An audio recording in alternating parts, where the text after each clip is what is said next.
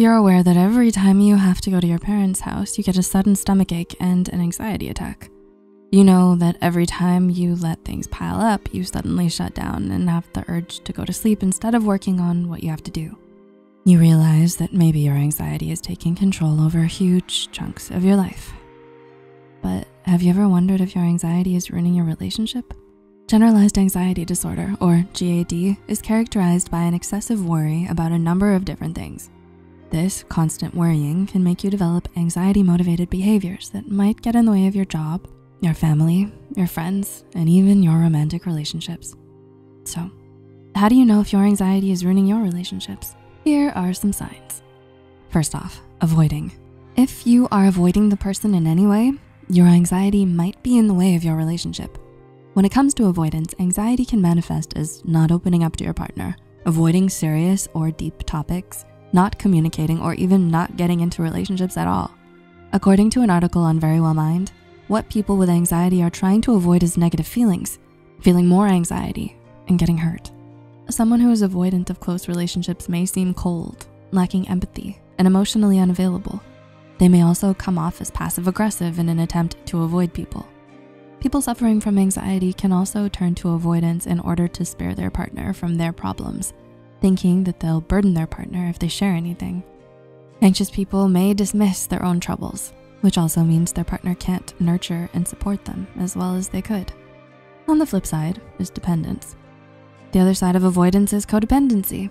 In this case, the person suffering from anxiety has an excessive dependency on their partner for support and assurance. They also have a deep and constant desire for closeness, whether that be physical, emotional, or mental.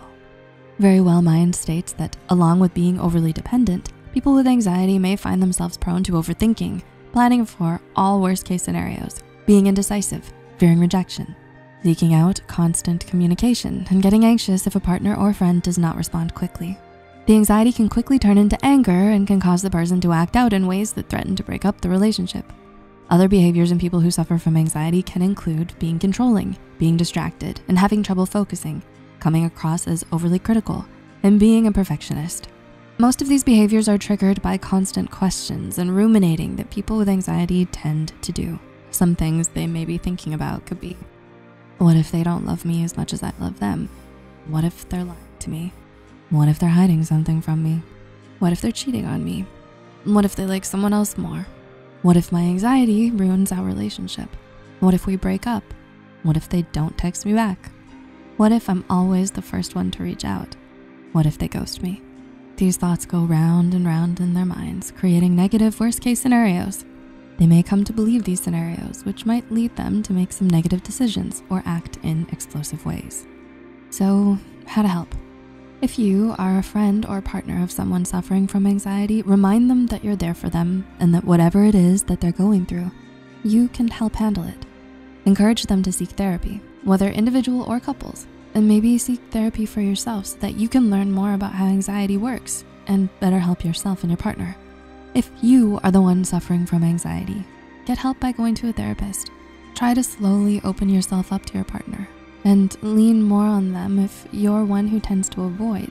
If you're a person who tends to be overly dependent, look into yourself and realize that you are more than capable to work on some things on your own.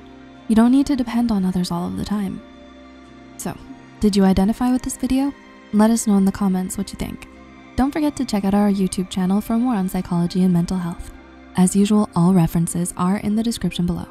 Until next time.